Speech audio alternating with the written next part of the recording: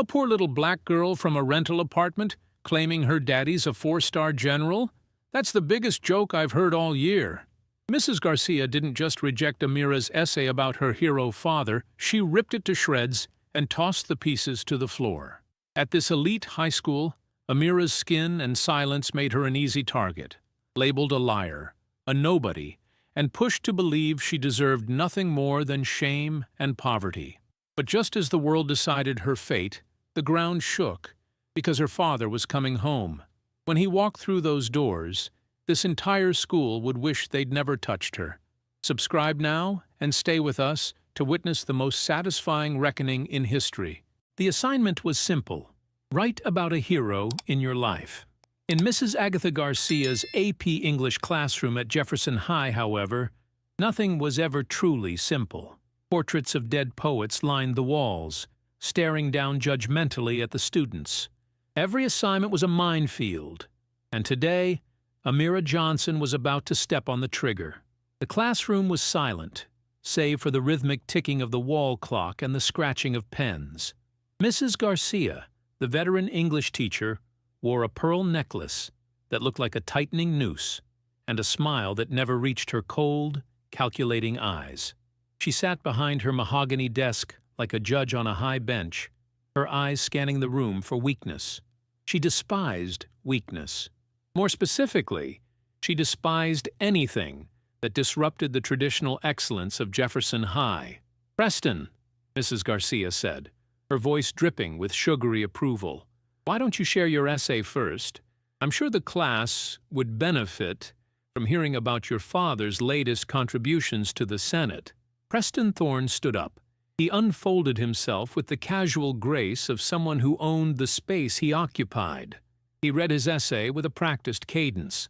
It was a well-written, superficial piece about his father, Senator Charles Thorne, passing a bill to fund new highways. It was filled with buzzwords like civic duty and infrastructure, but it lacked a soul. When he finished, Mrs. Garcia beamed. "Excellent, Preston. A prime example of leadership and heritage. A plus." Preston sat down, shooting a smug look across the aisle. The class shifted in their seats. They knew the pattern. The wealthy kids got the praise. The scholarship kids got the scrutiny. "Amira Johnson," Mrs. Garcia said. The warmth vanished from her voice instantly, replaced by a clipped, icy tone. "You're next." Amira, a black student, stood up. Her chair scraped against the linoleum, a harsh sound in the quiet room. She smoothed the paper in her hands. Her fingers trembled slightly, not from fear, but from the emotion of what she had written. She took a breath, channeling the discipline her father had taught her. "My hero is my father, General Dominic Johnson," Amira began, her voice clear and steady. "He wears 4 stars on his shoulders, but he carries the weight of the world in his heart." A few students whispered. Preston let out a short, sharp scoff. Mrs. Garcia's eyebrows shot up, disappearing behind her perfectly styled bangs. Amira continued, ignoring the reaction. "He has served the United States Army for 32 years. I learned that honor is a quiet thing. It is the silence of a house when a father is away protecting the freedom of people who will never know his name." She read with a raw, undeniable power. For a moment, the room forgot about social hierarchies. The students were captivated by the image of this silent warrior. "Stop," Mrs. Garcia said. Amira froze. "Ma'am." Mrs. Garcia stood up and walked around her desk. The clicking of her heels on the hard floor sounded like gunshots approaching a target. She stopped inches from Amira's desk. She looked Amira up and down, her gaze lingering on the scuffed toes of Amira's sneakers, then moving up to the frayed cuffs of her hoodie. "Amira, this is a creative writing assignment, not a fantasy writing workshop," Mrs. Garcia said. Her voice was low, intimate, and cruel. "It's not fantasy, Mrs. Garcia. It's the truth," Amira replied, her chin held high. "The truth." Mrs. Garcia let out a dry, humorless laugh. She turned to the class, gesturing at Amira like she was an exhibit in a museum of failures. "Class, let this be a lesson in realism. Generals in the United States Army are the elite. They are men of immense stature and connection. They live in historic mansions in Georgetown or on base in grand quarters. Their children attend private academies in Switzerland or D.C. She turned back to Amira, her eyes narrowing into slits. They do not live in the rental apartments on the south side of town, and they certainly do not send their daughters to school looking like this. The insult hung in the air, heavy and suffocating. She didn't use a slur, but the implication was clear. You are poor. You are black. You are nobody. My father is a minimalist. He doesn't care about material things, Amira said, her voice tightening. He cares about duty. Enough of the lies, Mrs. Garcia snapped. The mask of politeness slipped completely. It is pathetic, Amira. I understand that coming from a broken home is difficult. I understand that you want to invent a father figure to fill the void. But to stand here and lie to my face? To mock the service of real men by claiming their rank for your own ego? It is disgusting. I am not lying, Amira said, her voice rising. He is a 4-star general. He is currently— Mrs. Garcia snatched the paper from Amira's hands. The movement was so fast, so violent, that Amira gasped. This, Mrs. Garcia said, holding the essay up like a piece of garbage, is an insult to this institution. Then she ripped it. Mrs. Garcia didn't stop at once. She put the halves together and tore them again and again. She maintained eye contact with Amira the entire time, her expression devoid of mercy. The pieces fluttered down onto Amira's desk like dead leaves. You will rewrite this assignment, Mrs. Garcia declared, dusting her hands off as if she had touched something filthy. And this time, write about something real. Write about your mother's struggles, or the reality of your neighborhood. Stick to what you know. Do not appropriate the lives of your betters. Amira stood there, paralyzed. Her heart hammered against her ribs like a trapped bird. The injustice burned in her throat, hot and acidic. She did not cry. She refused to give Mrs. Garcia the satisfaction of her tears. She slowly sat down, staring at the shredded remains of her tribute to her father. The bell rang. The students scrambled to pack their bags, desperate to escape the uncomfortable tension. They averted their eyes as they passed Amira's desk. No one wanted to be associated with the target. Mrs. Garcia returned to her desk, already grading the next paper, dismissing Amira's existence entirely. Amira waited until the room was mostly empty before she began to gather the pieces of her essay. She reached for the section that contained the word honor. Suddenly, a shadow fell over her desk. It was Preston Thorne. He stood there, his leather messenger bag slung over one shoulder. For a fleeting second, Amira thought he might say something kind. Perhaps he, the son of a powerful man, understood the weight of expectations. Preston looked at the scrap of paper on the desk. Then he looked at Amira. A slow, cruel smirk spread across his face. 4 stars? Preston chuckled softly. You should have aimed lower, Johnson. Maybe a sergeant? At least that would be believable for your demographic. He raised his expensive loafer and deliberately stepped on the pile of torn paper, grinding his heel into the word honor, before turning and walking away, leaving a muddy print on the only thing Amira had left of her father's dignity. News in a high school travels faster than light, and malice travels even faster. By the time the lunch bell rang, the story of the torn essay had mutated into a grotesque legend. Preston Thorne didn't just let rumors spread, he curated them. He was the architect of the narrative. Sitting at the high table in the center of the cafeteria, a spot reserved for varsity captains and student council leaders, he held court. He didn't need to shout. He just leaned in, lowered his voice, and let the poison drip. It's actually sad, Preston said, his voice smooth and performative, loud enough for the neighboring tables to hear. My dad's office looked into it. There is no General Johnson. Her mom was a maid who got fired for stealing silverware from a diplomat's house. The girl is just confused. She thinks if she lies hard enough, she'll become one of us. The lie was elegant in its cruelty. It played perfectly into the existing prejudices of the wealthy student body. It turned Amira from a victim into a fraud, and frauds deserved no sympathy. Across the cafeteria, Amira sat alone at a small circular table near the trash cans. She had her back to the wall, a habit her father taught her. Never let anyone approach your six unobserved. She opened a Tupperware container of rice and beans, her head bowed over a book on military strategy. She felt the eyes on her. She felt the weight of the whispers. It was a physical pressure, like the airdrop before a storm. Preston watched her from across the room. He hated her. He didn't hate her just because she was black or poor, though those were convenient excuses. He hated her because she was calm. Even after Garcia destroyed her assignment, even after the school laughed at her, she sat there eating her leftovers with the posture of a queen. Preston looked down at his own tray, gourmet food ordered in from a local bistro, and felt nothing but a gnawing hollowness. That morning, his father, Senator Thorne, had called him, not to ask about school, but to scream at him about a scratch on the Porsche. "You are careless, Preston. You are soft. Do you know what I have to do to keep this family afloat?" Preston felt small, and seeing Amira Johnson look so big in her silence made him want to break something. He stood up. The cafeteria quieted down instantly. It was the Thorne effect. When the prince moved, the subjects paid attention. Preston picked up a carton of milk from a freshman's tray as he passed by. He walked slowly toward Amira's table. His varsity jacket gleamed under the fluorescent lights. He was a shark gliding through reef water. Amira didn't look up until his shadow fell across her book. She closed it slowly. She didn't flinch. She didn't scramble to pack up. She just looked up at him, her dark eyes unreadable. "Can I help you?" she asked.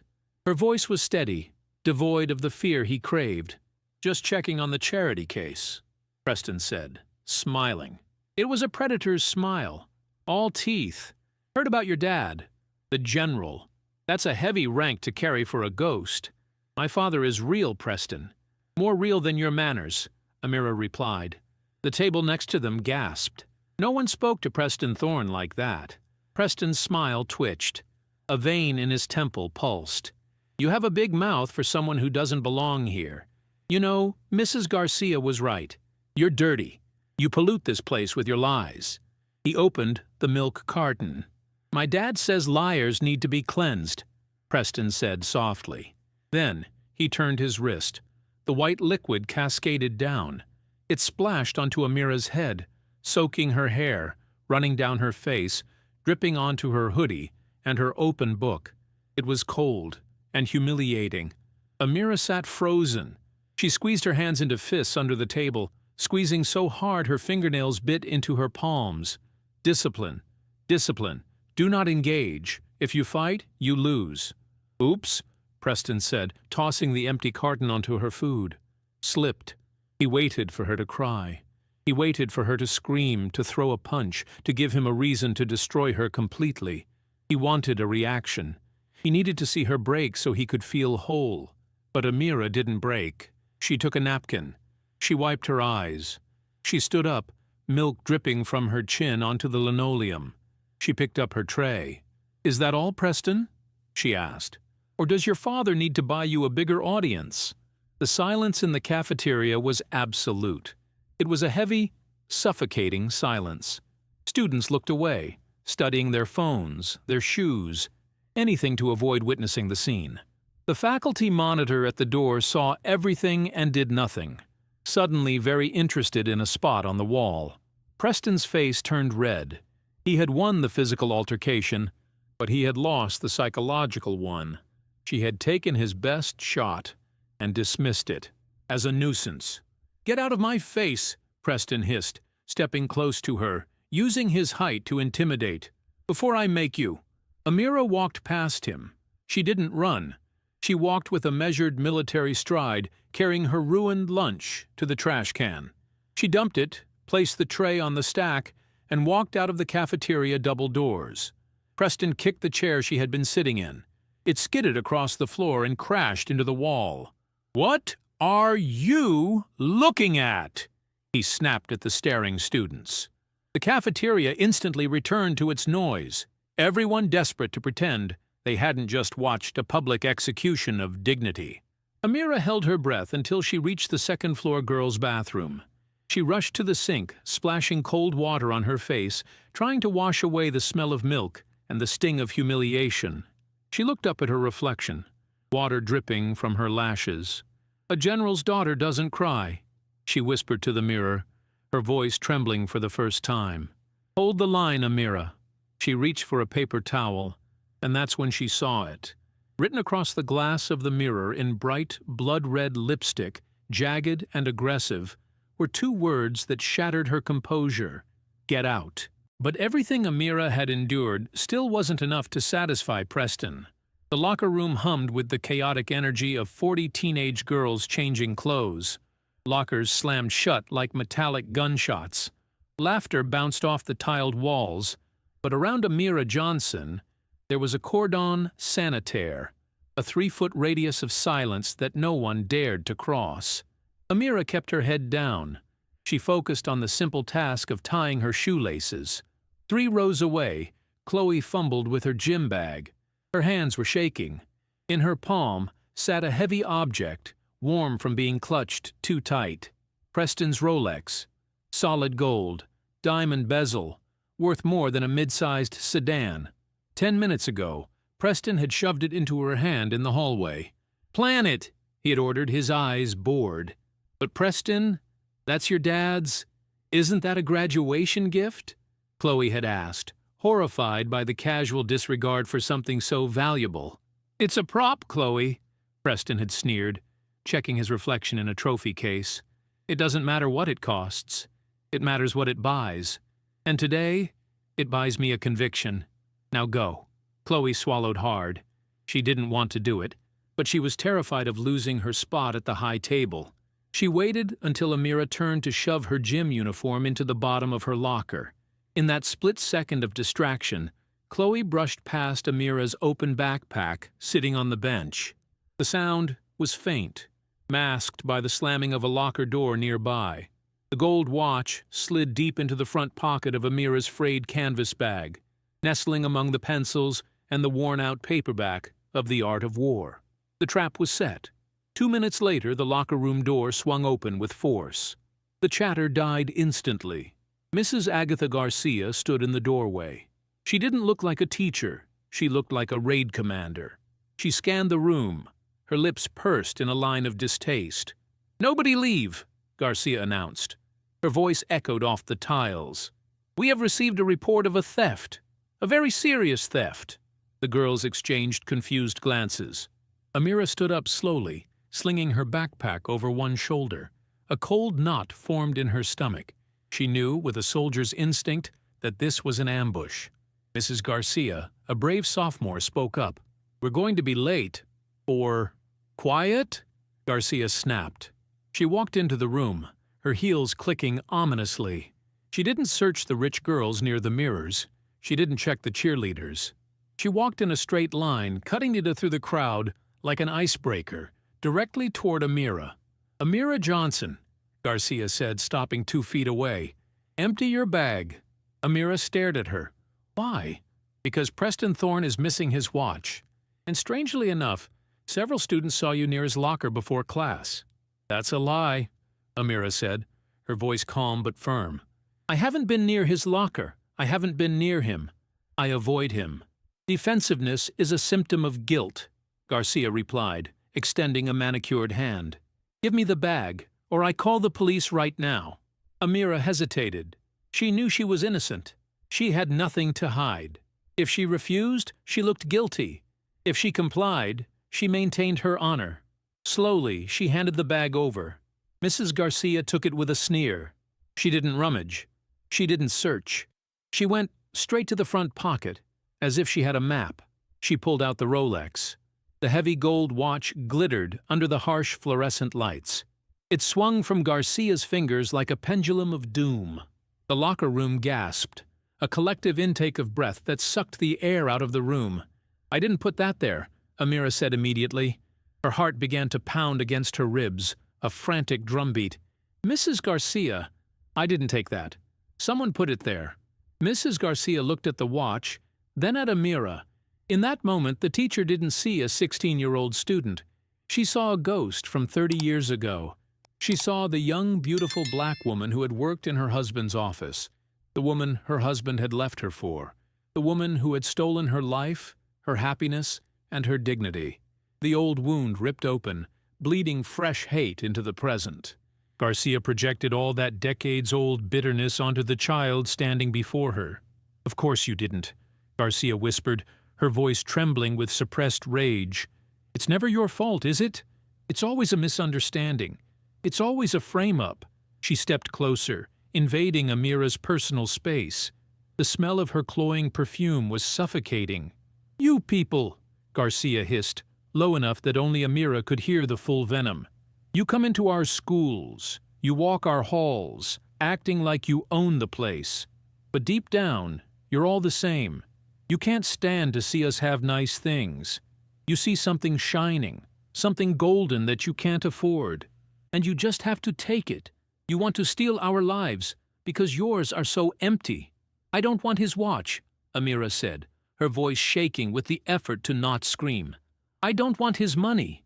My father taught me that honor is worth more than gold." "Your father," Garcia laughed, a harsh, jagged sound. "The imaginary general.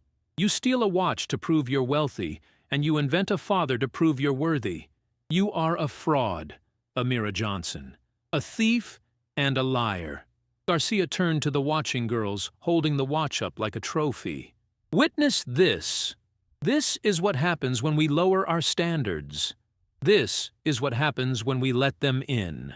She grabbed Amira's arm. Her grip was surprisingly strong, her fingernails digging into Amira's skin. "To the principal's office. Now." Amira stumbled as she was yanked forward. She didn't fight back physically. That would be the end. But her eyes were dry. She wouldn't give them the tears. She walked with her head up, even as she was being marched out like a prisoner of war. They exited the locker room and entered the main hallway. The bell had just rung, and the corridors were flooding with students. As Garcia dragged Amira past the trophy case, Amira saw him. Preston Thorne was leaning against the lockers, surrounded by his teammates. He looked relaxed, bored even. He wasn't looking for his stolen watch. He was looking at the show. As Amira passed, their eyes met. He simply looked at Mrs. Garcia, the adult who was supposed to protect students, and gave her a slow, deliberate wink. Mrs. Garcia tightened her grip on Amira's arm and gave Preston a barely perceptible nod in return. The realization hit Amira harder than a physical blow. This wasn't just a bully acting out. This was a synchronized operation. The wealthy son of a senator and the bitter, prejudiced teacher were not just on the same side. They were partners. A devil's alliance had been signed in the ink of privilege and the blood of her dignity. And as the door to Principal Hayes's office loomed ahead like the mouth of a monster, Amira realized she was walking into a trial where the verdict had already been written. The gold Rolex sat on the center of Principal Hayes's desk, gleaming under the halogen lights like a damning piece of evidence. To Hayes, it wasn't just a watch. It was a potential scandal involving his biggest donor. "The evidence is incontrovertible, Amira." Hayes sighed, rubbing his temples. He didn't look at her. He looked at the paperwork he was already filling out. Possession of stolen property. Grand larceny, technically. Given the value, we should be calling the police. "Call them," Amira said, her voice tight. "Call the police. They will fingerprint the watch. They will see I never touched it. They will check the locker room for prints." Hayes paused. That was logical. Too logical. Logic was dangerous because it led to the truth, and the truth would inconvenience Senator Thorne. "We prefer to handle these matters internally," Hayes said smoothly. "To protect your reputation. We need to call your parents." "Call my father," Amira said immediately. "General Dominic Johnson." She recited the number. It was a satellite line, direct to his command post. Hayes dialed, putting the phone on speaker. Ring. The sound echoed in the silent office. 1 ring, 2, 5, 10. Amira stared at the phone, willing him to pick up. "Please, Dad." Please be there. Don't be in a briefing. Don't be in a blackout zone. You have reached a secure line. The subscriber is currently unavailable. Please disconnect. The automated voice was a death sentence. Hayes clicked the receiver down with a look of feigned pity that masked his relief. Unavailable. Again. You know, Amira, I checked our records. We have no employment verification for a General Johnson. Just a P.O. box. He is on a classified mission, Amira said, her voice cracking slightly. He cannot always answer. Or, Mrs. Garcia spoke up from the corner, her voice like grinding glass. He doesn't answer because he knows what you are. Garcia stood up and walked toward the desk. She didn't look at the watch. She looked at Amira. She was deploying her favorite weapon, psychoanalysis, weaponized by prejudice. This behavior is textbook, Principal Hayes, Garcia said, gesturing vaguely at Amira. The theft, the pathological lying about the father's rank, the aggression. It all points to the same root cause. And what is that, Mrs. Garcia? Hayes asked, playing along with the script. A lack of moral foundation in the home, Garcia said, her eyes boring into Amira. Specifically, the absence of a maternal figure. We see it all the time with these demographics. The mother is likely absent, negligent, or perhaps she simply gave up. Without a mother to teach a young girl grace, humility, and her proper place in society, the child becomes feral. She reaches for shiny things to fill the void where a mother's love should be. Amira went rigid. The air left her lungs. They didn't know. They couldn't know. They didn't know about the sterile smell of the oncology ward at Walter Reed Hospital. They didn't know about the nights Amira spent holding a plastic bucket while her mother's beautiful, strong body was ravaged by chemotherapy. They didn't know about the last night 6 years ago, when her mother, breathless and frail, had squeezed Amira's hand and whispered, "Be brave, my little soldier. Be good." Her mother wasn't negligent. Her mother was a saint who had fought death for 3 years just to see Amira finish elementary school. You think you stole that watch because you wanted money? Garcia leaned down, whispering near Amira's ear. No. You stole it because your mother never taught you that you aren't a princess. She probably wasn't much of a woman herself if she couldn't even keep a husband or raise a daughter who knows right from wrong. Something inside Amira snapped. It wasn't a choice. It was a reflex. The carefully built dam of military discipline, constructed brick by her father, shattered under the weight of grief and rage. Amira shot up from her chair. The chair toppled backward with a loud crash. "Shut up!" Amira screamed. The sound was raw, primal, tearing from her throat. "Don't you dare speak of her! She was a saint! She died!" Amira slammed her hands onto Hayes's desk, leaning over him. Tears streamed down her face, hot and fast. "She died of cancer! She didn't leave me! She was taken!" Hayes recoiled, pressing himself back into his leather chair, terrified by the raw display of emotion. "Violence!" Garcia shrieked, jumping back as if Amira had pulled a knife. "Principal Hayes, you see? You see the aggression? She's unstable. She's attacking us. I'm defending her." Amira sobbed, her chest heaving. "You don't get to talk about her. You don't get to dirty her name with your filthy mouth. That is enough." Hayes found his voice trembling but authoritative. He grabbed his pen. "Miss Johnson, your outburst confirms everything Mrs. Garcia has reported. Violent conduct, threatening staff, destruction of school property." He scribbled his signature on the pink form that had been waiting on his desk the entire time. "You are hereby suspended, effective immediately, pending a board review for permanent expulsion," Hayes declared, thrusting the paper at her. "Hand over your student ID. Now." Amira stood there, panting, the adrenaline fading into a cold, hollow shock. She looked at the two adults in the room, the coward hiding behind his desk and the predator hiding behind her pearls. Slowly, Amira reached into her pocket. She pulled out her plastic ID card, the one with the photo of her smiling, taken on the first day of school when she still believed Jefferson High was a place of learning. She dropped it on the desk. It landed next to the Rolex. "You can keep the card," Amira whispered, her voice dead. But you will never destroy who I am. My father is coming, and God help you when he does. Get out, Hayes said, refusing to meet her eyes. Before I call security. Amira turned and walked out. She didn't look back. She walked through the outer office, past the secretary who stared at her with pity, and pushed open the heavy double doors of the school entrance. The midday sun hit her like a hammer, blinding and hot. Amira was alone. No school, no phone connection to her dad, and no safe harbor. She began the long walk home, her sneakers scuffing against the hot asphalt. She was so consumed by the ringing in her ears that she didn't notice the black Range Rover idling at the corner of the school parking lot. As she turned onto the deserted shortcut behind the stadium, the car's engine revved, pulling out slowly to follow her. The hunter had driven the prey out of the sanctuary. Now, the real sport was about to begin. A black Range Rover swerved around the corner, cutting off her path. It skidded to a halt, kicking up a cloud of dust. 2 more cars blocked the rear. Amira stopped. She took a deep breath. Situational awareness. No exit. 3 hostiles. Stand your ground. The doors opened. Preston Thorne stepped out.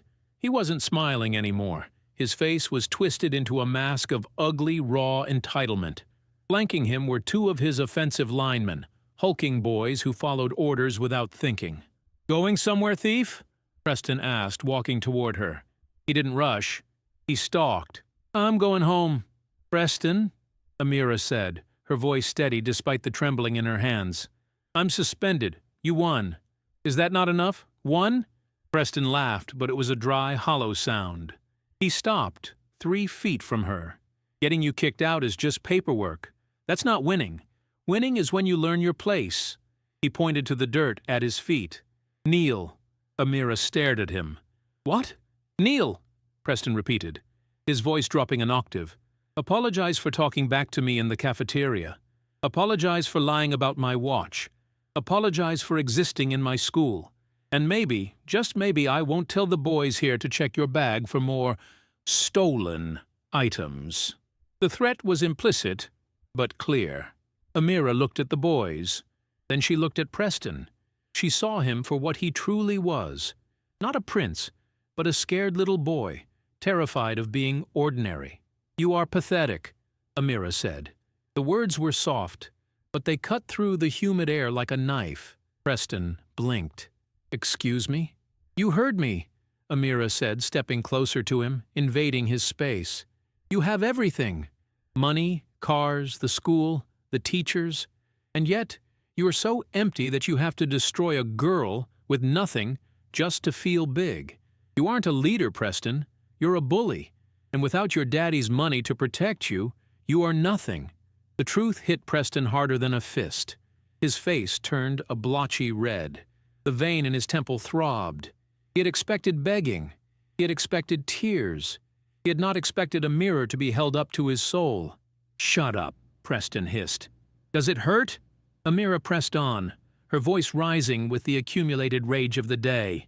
"Does it hurt to know that no matter how many watches you buy, you'll never have honor? That you'll never be half the man my father is?" Smack. The sound was sickeningly loud, flesh striking flesh.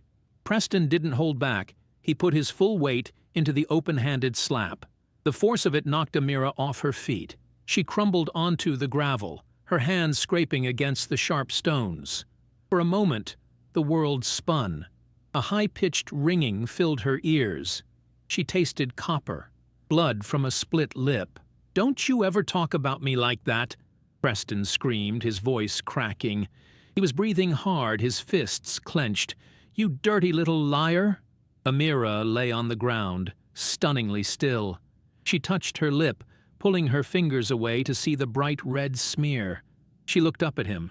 She didn't cry. She looked at him with absolute, terrifying pity. That look drove Preston over the edge. "Stop looking at me!" He kicked her backpack. It flew a few feet, the zipper bursting open. Her books, her pencils, and her papers spilled out into the dirt, and sliding out from between the pages of a notebook was the only thing she had managed to save from the day. A 5x7 photograph of her family. Her father in his dress blues, her mother in a sundress, and a young Amira between them. Preston walked over to the photo. He looked down at it. "Look at this," he sneered. "A fake soldier and a dead maid. Trash. Just like you." He raised his foot and stomped on the photo, grinding his heel into the dirt, bearing the smiles of her parents under the grime of his hatred. Amira let out a choked sob. That hurt more than the slap. That broke her heart. She scrambled to her knees, desperate to save the picture. "No! Stop it! Pathetic!" Preston spat. Amira looked around, desperate for salvation. Her eyes scanned the looming brick wall of the school building 50 yards away. That was when she saw it. On the second floor, a window was uncurtained. Standing there, holding a cup of coffee, looking down at the scene, was Mrs. Agatha Garcia. Amira's heart leapt. A teacher, an adult, a witness. Mrs. Garcia had seen the slap. She had seen the assault. She had to call the police. She had to stop this. "Mrs. Garcia!" Amira screamed, waving her bloody hand. "Help! Please! Help me!" Mrs. Garcia didn't move. Through the glass, her face was a mask of indifference. She looked at Preston, then she looked at Amira, kneeling in the dirt with a bleeding lip. For 5 agonizing seconds, their eyes locked. Amira begged with her soul, "Please, be a human being. Just this once." Mrs. Garcia's expression hardened. She raised her hand, not to wave, but to reach for the cord of the blinds. With a sharp tug, the white slats snapped shut. The window went blank. Mrs. Garcia had seen a felony assault on a minor, and she had chosen to close the blinds. She had chosen the senator's son. She had chosen to let Amira bleed. The betrayal was absolute. It was colder than the grave. Preston saw where she was looking and laughed. "See? Nobody cares, Johnson. Nobody's coming for you. You're alone." He signaled to his friends. "Let's go. She's not worth the effort." They got back into the Range Rover. The engine roared to life. Preston revved it once, kicking dust into Amira's face, before speeding off, leaving her broken and discarded among the weeds. Amira crawled over to the photo. She brushed the dirt off her father's face with trembling fingers. The first drops of rain began to fall, heavy, cold drops that mixed with the blood on her chin. She curled into a ball, clutching the photo to her chest, the darkness of the storm swallowing her whole. She closed her eyes, ready to give up. But then she felt it. It wasn't thunder. The ground beneath her cheek began to vibrate. It started as a low hum, then grew into a rhythmic, mechanical tremor that shook the pebbles around her. It was the sound of heavy diesel engines, massive ones, lots of them. From the service road leading to the back of the school, the deep, guttural roar of military-grade transport trucks cut through the sound of the rain. The cavalry wasn't just coming, it was here. The main courtyard of Jefferson High on a crisp Monday morning. The entire student body and faculty were assembled for the weekly flag-raising ceremony. The American flag snapped in the wind against a blue sky, a symbol of justice flying over an institution that had forgotten the meaning of the word. The Pledge of Allegiance had just finished. The final words, with liberty and justice for all, hung in the air, a bitter irony that went unnoticed by the faculty standing on the steps. Principal Hayes was at the microphone, droning on about school spirit and the upcoming football game. Preston Thorne stood with his varsity teammates in the front row, tossing a football casually from hand to hand. He looked relaxed. He felt untouchable. He had destroyed the liar, and the world had moved on. Mrs. Garcia stood near the faculty entrance, sipping her morning coffee from a ceramic mug, looking satisfied with the restored order of her universe. Then, the ground began to shake. The low, guttural growl of heavy diesel engines drowned out Principal Hayes's microphone. Heads turned toward the main gate. The chatter stopped. 3 armored Humvees, painted in tactical matte tan, smashed through the open gates, taking up the entire width of the driveway. Flanking them were 2 black government-issue SUVs with tinted windows and flashing blue strobe lights in the grilles. The convoy screeched to a halt in a precise tactical formation right in front of the assembly. The doors of the Humvees flew open in unison. 6 military police officers, MPs, stepped out. They were giants, wearing berets, tactical vests, and carrying sidearms. They didn't speak. They moved with terrifying efficiency, forming a perimeter around the SUVs. Principal Hayes dropped his notes. The students were frozen, mouths agape. This was the kind of thing they saw in movies, not in their suburban parking lot. The rear door of the lead SUV opened. A soldier in dress uniform stepped out and stood at attention, holding the door. And then, General Dominic Johnson emerged. He was 6'4" of solid steel. He wore the Army dress blues, the most formal and intimidating uniform in the military arsenal. Gold stripes ran down his trouser legs. His chest was a wall of colorful ribbons and medals, each one a testament to campaigns fought and survived. But it was the shoulders that caught the light. On each epaulette, 4 silver stars gleamed in the morning sun. 4 stars. A collective gasp ripped through the crowd. Even the students who didn't know military ranks knew that 4 stars meant power. It meant the man standing there answered only to the President and God. General Johnson turned back to the car and extended a hand that had signed airstrike orders, now gentle and inviting. Amira Johnson stepped out. She wasn't wearing her hoodie. She was wearing a simple, clean dress. But on her cheek, stark against her skin, was a purple and blue bruise and a white butterfly bandage. She took her father's hand. The silence in the courtyard was absolute. It was a vacuum. Preston's mouth hung open. His eyes were wide, fixed on the man he had called a ghost. Mrs. Garcia's ceramic mug slipped from her numb fingers and shattered on the concrete steps. Hot coffee splashed onto her sensible shoes, but she didn't flinch. She was staring at the imaginary general, and he was the most real, terrifying thing she had ever seen.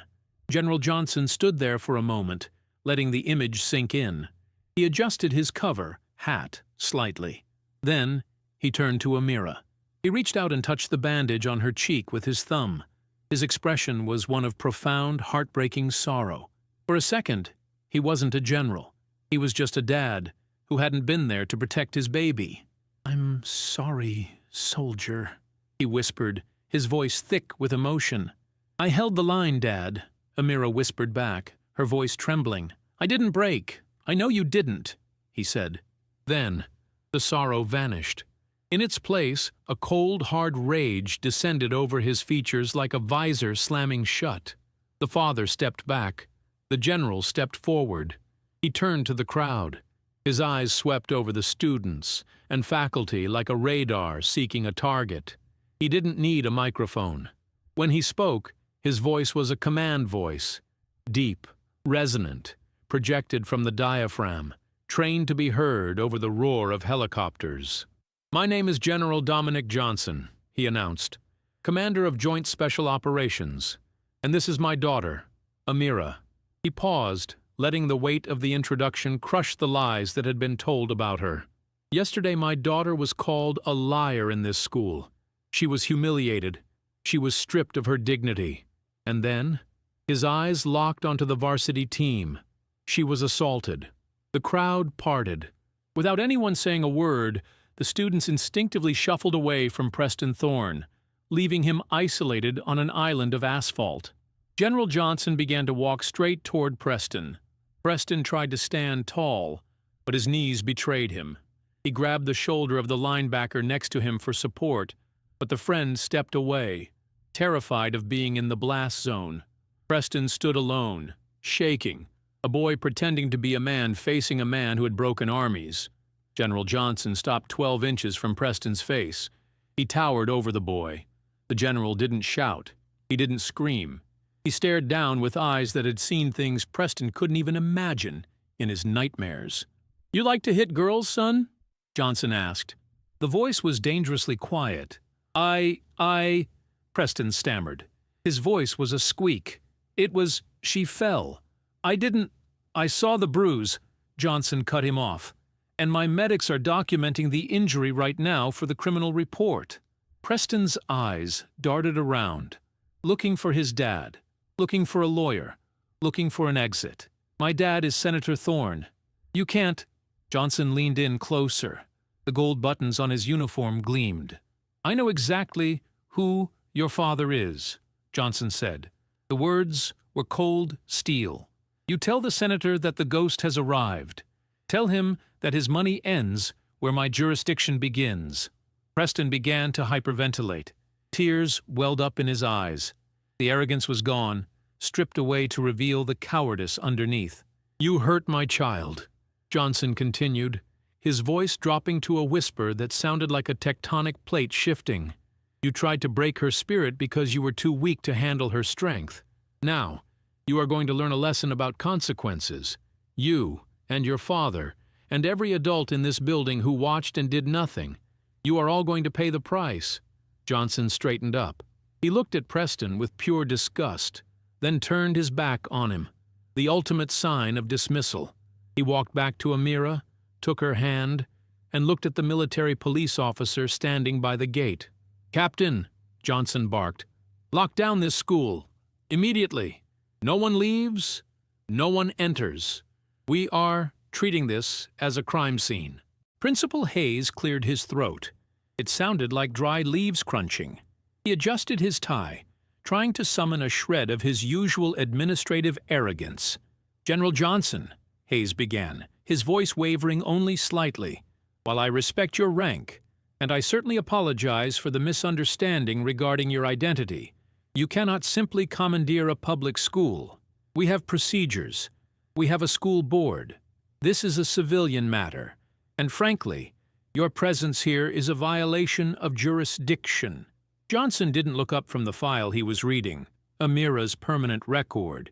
He turned a page slowly. Jurisdiction.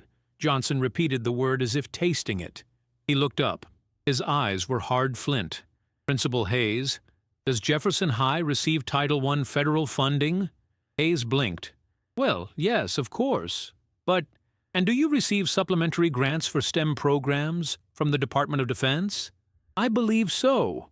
Then you are federal contractors, Johnson stated flatly, and a hate crime committed against the dependent of a senior military officer on federally subsidized ground, facilitated by the negligence of the administration, puts you squarely in my jurisdiction until the FBI arrives. Unless you want me to call the Department of Education right now and have them freeze your assets. Hayes went ashen. The threat was existential. Without that money, the school and his career would collapse. He sank back into his chair, defeated. No, sir, that won't be necessary. Good, Johnson said, then remained silent. He turned his attention to Mrs. Garcia. She sat rigid, her eyes fixed on a point on the wall, refusing to look at Amira. Mrs. Garcia, Johnson said. His voice changed. It wasn't the voice he used for Hayes. It was quieter, sharper. You destroyed my daughter's property yesterday. An essay. It was a lie, Garcia said, her voice brittle. She wrote a fantasy. I graded it based on reality. I didn't know. You didn't know I was a general, Johnson finished for her. So, in your mind, if her father was a janitor, or a mechanic, or unemployed, her words would have had no value. Is that your pedagogical philosophy? Garcia pressed her lips together. I have standards. She claimed a life that didn't belong to her. Did you read it? Johnson asked. I skimmed it before I disposed of it. You tore it in half, Johnson corrected. He tapped a laptop sitting on the desk, Amira's school-issued Chromebook, which the MPs had retrieved. But digital footprints are harder to destroy. I have the backup copy here. He spun the laptop around to face her. The screen glowed with Amira's words. Read it, Johnson ordered. Garcia recoiled. I don't think that's necessary. Read it. The command cracked like a whip. Garcia's hand shook as she reached for her reading glasses. She put them on, looking at the screen. She hesitated, then began to read aloud. Her voice was weak, lacking its usual classroom authority. My hero is my father. He taught me that honor is a quiet thing. It is the silence of a house when a father is away protecting the freedom of people who will never know his name. Garcia paused. She swallowed hard. This wasn't the bragging of a girl trying to sound rich. People think the stars on his shoulder mean power, Garcia continued reading, her voice wavering. But I know they mean burden. I see him sit in the dark when he comes home, thinking about the soldiers who didn't come back. I see him iron his own uniform because he says discipline is a form of gratitude. He is my hero, not because he commands armies, but because he serves them. And even though my mother is gone, and the house feels empty, he fills it with the promise that doing the right thing matters, even when it hurts. The room fell silent. Garcia stopped. She took off her glasses. A flush of shame crept up her neck. She had expected a story about private jets and servants. Instead, she had torn up a eulogy to sacrifice and grief. She had looked at a grieving girl trying to honor her father and seen only a liar because of the color of her skin. She wasn't writing about money, Mrs. Garcia, Johnson said softly. She was writing about loneliness, and you mocked her for it. Garcia looked down at her hands. For a moment, she looked human. It was well written. I admit I may have been hasty in my judgment of the content. Hasty? Johnson scoffed. He stood up and walked around the desk, leaning against the edge, crossing his arms. Let's talk about haste. Let's talk about yesterday afternoon. Behind the bleachers. Garcia's head snapped up. The shame vanished, replaced instantly by the cold instinct of self-preservation. I don't know what you're talking about, she said quickly. My daughter was assaulted, Johnson said, gesturing to Amira in the corner. Preston Thorne struck her. He knocked her to the ground. He destroyed the only photo she had of her mother. That is terrible, Garcia said, smoothing her skirt. Truly. But I had left for the day. I was in my car. Amira says she saw you, Johnson said. She says she saw you in the second-floor window. She says she screamed for help. She says you looked her in the eye and closed the blinds. She is mistaken, Garcia said, her voice gaining strength. Trauma affects memory.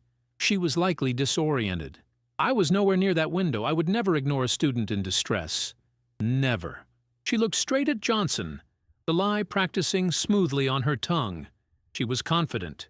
It was her word against a traumatized teenagers. In a court of law, without proof, she would win. She always won. I am a teacher of 23 years. General, Garcia added, lifting her chin. My reputation is spotless. I am telling you, I did not see anything. Johnson stared at her. He studied her face like a map of enemy terrain. You seem very sure, Johnson said. I am certain. Johnson nodded slowly. He turned back to the desk and picked up a large manila envelope. You know, Mrs. Garcia, one of the benefits of my command is the protection of my family. Because of my rank and the threats against me, my daughter is classified as a high-value dependent. When her phone went offline yesterday, when you suspended her, my security team initiated a protocol. He opened the envelope. We couldn't reach her, so we pulled assets to locate her. Specifically, we accessed the feed from a geosynchronous surveillance satellite that monitors this sector for diplomatic security. Garcia stopped breathing. Johnson pulled out a large, glossy photograph. The resolution was terrifyingly high. It showed the school from a high angle, but clear enough to distinguish shapes, cars, and people.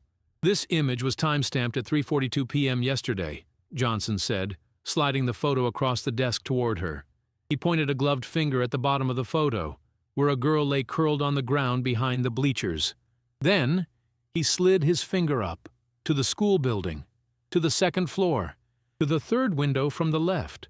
There, clear as day, was a figure, a woman in a tweed suit, standing at the window, holding a coffee mug, looking down. That is a distinctive brooch you're wearing today, Mrs. Garcia, Johnson noted, pointing to the photo, the same one visible in this image. Garcia looked at the photo. The grain was visible, but the truth was undeniable. It was her, caught in 4K resolution from outer space. Satellite imagery doesn't lie, Mrs. Garcia, Johnson whispered, leaning close to her face. You watched a boy beat my daughter, and you closed the blinds." Mrs. Garcia didn't speak.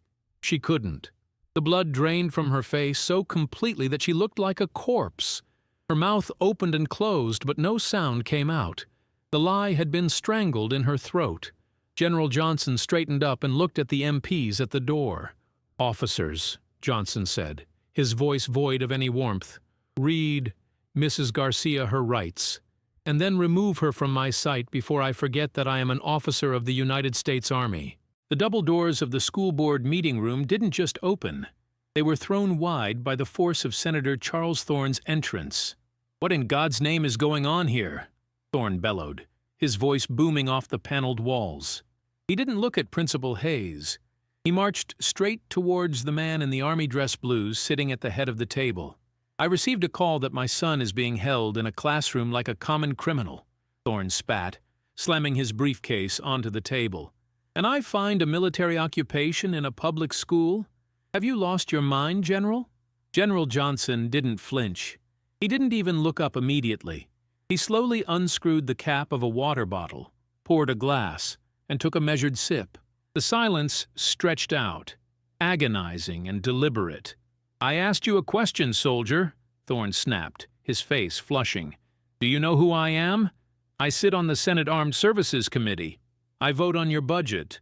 I decide whether your boys get new toys or rust in the desert. You work for me." Johnson set the glass down. Clink. He looked up. His gaze was heavy, like the barrel of a tank turning to acquire a target. "This is a civilian institution," Thorne pressed, sensing an opening in the silence. "You have no jurisdiction here. This isn't Baghdad. This is Virginia. If you do not release my son and vacate these premises in 5 minutes, I will have your stars stripped, and you will be court-martialed for abuse of power before the sun sets." It was a terrifying threat. For any other officer, it would have been a career-ender. Johnson finally spoke. His voice was terrifyingly calm. "Senator Thorne," Johnson said, "you seem to be under the impression that I am here on a recruitment drive. I am not." "Then get out," Thorne hissed. "I am here because yesterday your son committed a felony assault against a dependent of the United States military," Johnson said. "And because this administration," he gestured to the trembling Hayes, "conspired to cover it up." "A felony?" Thorne laughed, a harsh, dismissive bark. "Please, it was a playground tiff. Kids push each other. It's high school. But because you're overprotective, you're turning a shoved shoulder into a federal case." He struck her face. "He drew blood," Johnson said. "She probably tripped." Thorne waved his hand dismissively. "My son is a gentleman. He's a quarterback. He has a future at Yale. He doesn't hit girls. He hits girls when he thinks no one is watching," Johnson corrected. "Just like you threaten officers when you think you hold the purse strings." Thorne leaned over the table, his knuckles turning white. "Let's cut the crap, General. How much? Is that what this is? You want a scholarship for the girl? A settlement? I can write a check right now. Let's call it a consulting fee. Take the money, take your daughter, and go back to whatever base you crawled out of." Johnson looked at the senator with an expression of profound pity. "That's your answer for everything, isn't it?" Johnson asked softly. "Checkbooks and phone calls? You think you can buy dignity? It's how the world works, General. Grow up." "No, Senator. That is how your world works." Johnson stood up slowly. He was taller than Thorne, broader, and infinitely more dangerous. "You're a weak man, Senator. You have raised a son who is weak. You protect him from consequences, so he never learns strength. You buy his grades, you buy his friends, and now you're trying to buy his innocence." "Watch your tone," Thorne growled. "I raised my daughter to stand alone," Johnson continued, his voice hardening into steel. "I taught her that when she is hit, she stands back up. I taught her that truth is the only currency that matters. Yesterday, your son broke her lip, but he couldn't break her, because she has something he will never have. Honor. Honor doesn't get you into the Ivy League," Thorne sneered. "Power does. And that is why you will lose," Johnson said. "Because you think this is a negotiation. You think we are two men making a deal in a back room. Johnson walked around the table until he was face to face with the senator. "I am not a politician, Senator. I am a soldier. When an enemy attacks my family, I don't negotiate. I destroy the threat." "Are you threatening a United States senator?" Thorne whispered, his eyes narrowing. "I am promising you justice," Johnson replied. "I am going to expose the rot in this school. I am going to expose the grade fixing, the bribery, and the negligence. And if your career becomes collateral damage in that mission, then so be it." Thorne stared at him. For the first time, he felt a flicker of genuine fear. This man couldn't be bought. He couldn't be bullied. Thorne straightened his tie, trying to regain his composure. He let out a cold, confident chuckle. "You're bluffing," Thorne said, shaking his head. "You have nothing. You have a satellite photo of a teacher looking out a window? Circumstantial. You have a bruised lip? Hearsay. It's the word of a black girl from a rental apartment against the word of a senator's son and a respected faculty member." Thorne smirked, feeling the ground return beneath his feet. "This is America, General. The jury will believe the suit, not the hoodie. You have no witnesses. You have no case. You're alone." General Johnson looked at the senator, and for the first time that morning, a small, icy smile touched his lips. It was the smile of a chess master who had just watched his opponent walk into a trap. "Alone?" Johnson repeated softly. "Senator, you really should check your intelligence reports before you engage." General Johnson didn't chase Senator Thorne out of the boardroom. He knew men like Thorne. They only feared what they couldn't buy. And the only thing in Jefferson High that couldn't be bought was currently sitting 20 feet underground. Johnson took the service elevator down. When the heavy steel doors slid open, the air changed. It was cooler here, heavy with the scent of chemicals and neglect. The fluorescent lights overhead flickered with a dying buzz, casting long, twitching shadows against the cinder-block walls. At the end of the long corridor, inside a cramped room lined with mops, buckets, and shelves of cleaning solvents, a man sat on an overturned bucket. He was polishing a pair of worn-out work boots with methodical, rhythmic strokes. General Johnson stepped into the doorway. He didn't knock. He brought his heels together. Click. The sound was sharp, precise, a military courtesy. Elias didn't jump. He didn't look surprised. He simply paused his hand, the brush hovering over the leather. He slowly looked up, his eyes milky with age, but sharp with intelligence. "Haven't seen 4 stars down in this hole before?" Elias said, his voice a gravelly rumble. "Last time I saw that much brass, I was lying on a stretcher in Da Nang, looking up at the night sky." Johnson's expression softened, the mask of command slipping just enough to reveal respect. "Marine Corps? Recon." "1968, Elias replied, setting the brush down. He stood up, favoring his left leg, a souvenir from a mortar round that never made the history books. "I know why you're here, General. You're looking for ammunition to shoot down the vultures upstairs. They say you're the ghost of this place, Elias," Johnson said, stepping into the room. It felt like entering a bunker. "My daughter, Amira, told me you always save her the best apple at lunch. She says you're the only one who smiles at her." Elias chuckled, a dry sound like sandpaper on wood. "That girl reminds me of my platoon sergeant. Tough. Took a hit and kept moving.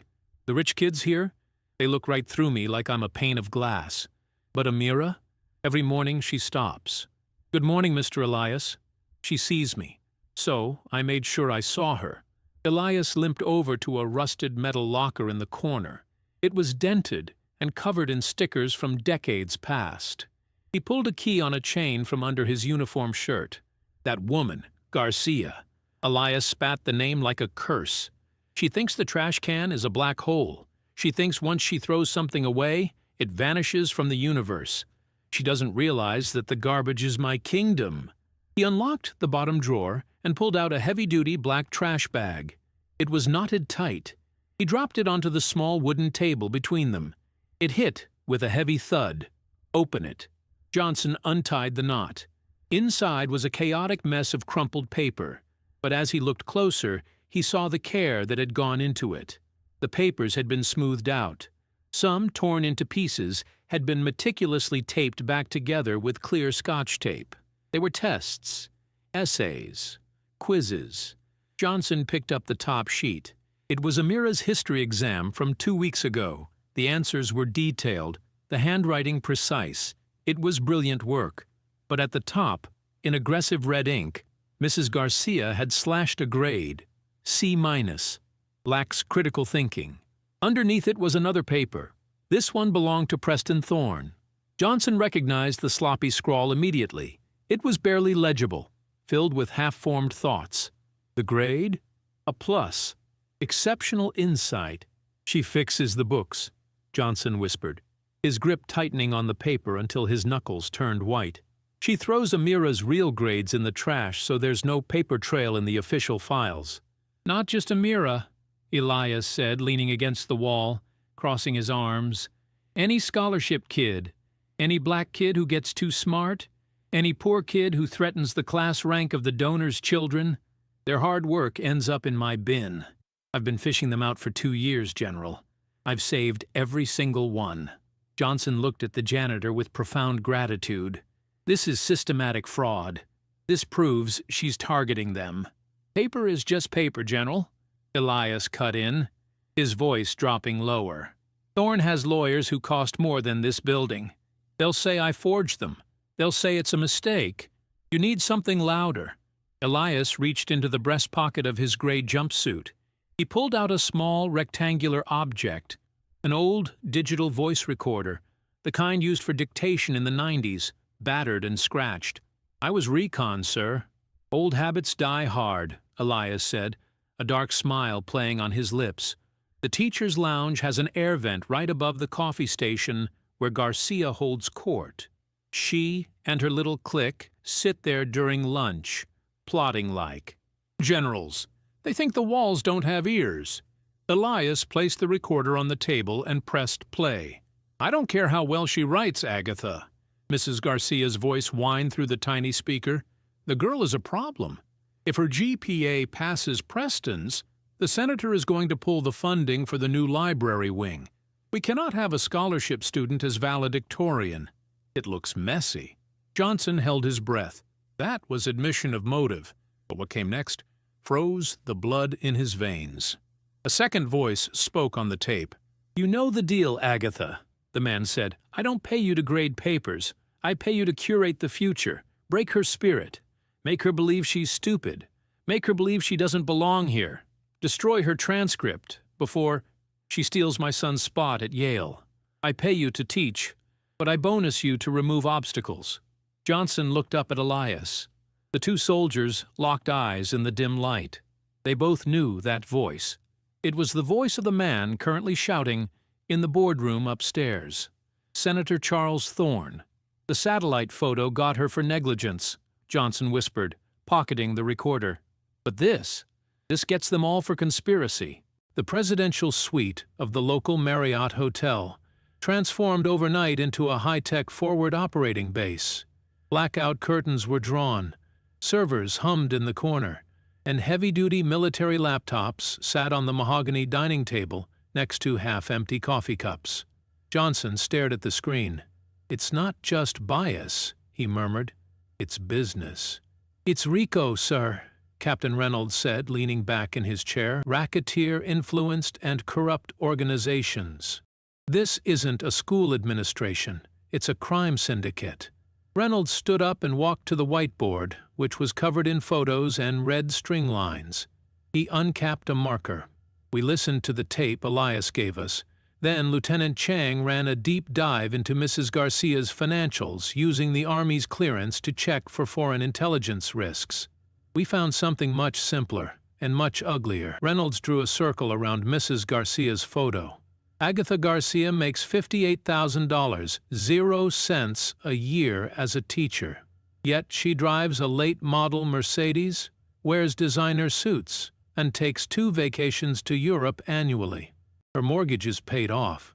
Her credit card debt is 0. How? Johnson asked. Consulting fees. Lieutenant Chang spoke up from behind his monitors.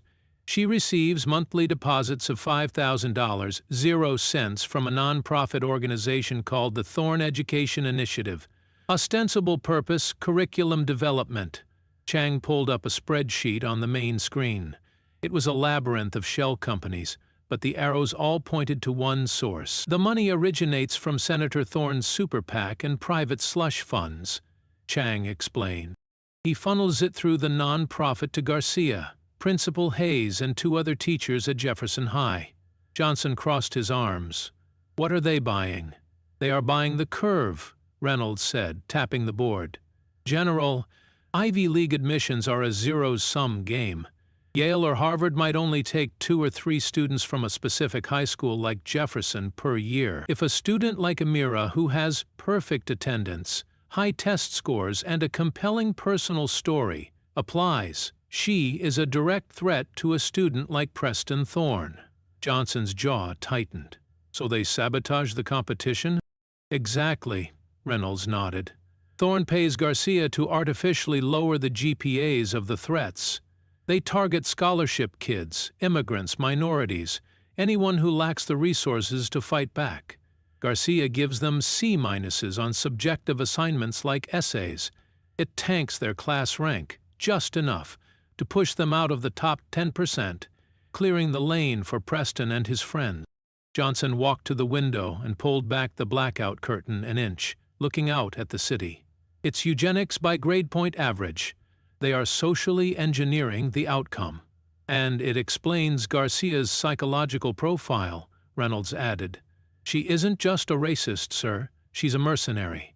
She hates Amira because Amira represents a loss of income. If Amira succeeds, Garcia fails. Her client, her lifestyle, the car, the clothes, the illusion of status, depends on keeping girls like Amira down. Johnson turned back to the room. The anger he felt wasn't the hot rage of the playground anymore. It was the cold, calculated fury of a strategist who had just discovered the enemy's supply line. This changes the rules of engagement, Johnson said. We aren't just suing for assault. We are dismantling a federal racketeering ring. We can put Thorne away for 20 years. We can strip Garcia's pension and send her to federal prison. We have the financial trail, Chang confirmed, and we have the audio of the conspiracy. But, Reynolds hesitated. The word hung heavy in the room. But what, Captain? Johnson asked. The assault, Reynolds sighed, taking off his glasses. The RICO case takes down the father and the teacher for fraud. But it doesn't touch Preston for what he did to Amira behind the bleachers. Fraud is a white-collar crime. It takes years to prosecute. Preston is a juvenile. Unless we have definitive proof of the physical battery, his lawyers will plead it down to a misdemeanor. He'll get community service. He won't spend a day in juvenile detention. Johnson's face darkened. My daughter was beaten. I want the boy who did it to answer for it. Not in 5 years. Now. We need the video, Reynolds said. Mrs. Garcia claimed she didn't see it. The satellite photo proves she was there, but it doesn't show the punch clearly enough for a criminal assault conviction beyond a reasonable doubt. We need the school's security camera footage. The footage the school claims was corrupted? Johnson asked. Yes, sir. Principal Hayes said the server malfunctioned during the storm. Hayes is a liar, Johnson said. He's on the payroll. He didn't lose that footage. He buried it. Johnson walked over to the table and picked up his secure phone. He dialed a number. Get me the Cyber Warfare Division, Johnson ordered. I need a team at Jefferson High within the hour. If Hayes deleted that file, we're going to find the ghost of it. And if he hid it, we're going to tear that school apart until we find the drive. We have the money trail to kill the king, Johnson said, looking at the photo of Senator Thorne. But to catch the prince, he looked at the photo of Preston. We need to find the eyes that saw the crime. Captain, get the warrant. We're going hunting for a hard drive. Meanwhile, in the Thorne estate, the slap echoed through the master's study, louder and sharper than the one Preston had delivered behind the bleachers. Preston stumbled back, clutching his jaw. He tasted blood. He looked at his father with wide, watery eyes. He waited for the lecture about morality. He waited for his father to ask, "How could you hurt a girl?" But Senator Thorne didn't ask that. "You sloppy, incompetent little fool," Thorne hissed, pouring himself a scotch with a shaking hand. "Do you have any idea how much it costs to bury a story like this? Do you know who Dominic Johnson is? He isn't some local nobody I can pay. Off with the tuition check, he's a shark, Preston. And you just jumped into his tank bleeding." "I was just trying to—" Preston stammered. "Trying to what?" Thorne threw the glass against the fireplace. It shattered, amber liquid hissing on the embers. "Trying to be a man? A man doesn't leave witnesses. A man doesn't get caught on satellite cameras. I paid Garcia $50,000 to clear the path for you, and you ruin it because you couldn't control your temper in broad daylight?" Preston froze. The words sank in. "I paid Garcia." You knew?" Preston whispered. "You told her to fail Amira?" Thorne walked over and grabbed Preston by the collar of his expensive shirt, pulling him close. The senator's breath smelled of alcohol